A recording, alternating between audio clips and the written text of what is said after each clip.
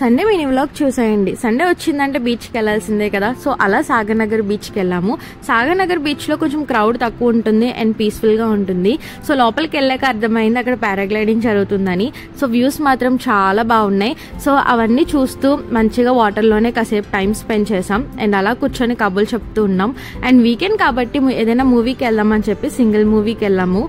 And చెప్తున్నా movie మాత్రం వేరే లెవెల్. టైటిల్స్ పడినప్పుడే వెళ్ళాము, బట్ స్టార్టింగ్ నుంచి ఎండింగ్ వరకు నవ్వుతూనే ఉన్నాం. ఈ మూవీ ఎవరైనా చూసినట్టయితే మీకు ఎలా అనిపించిందో కింద కమెంట్ చేయండి. ఫ్యామిలీస్తో కూడా బాగా ఎంజాయ్ చేస్తారు.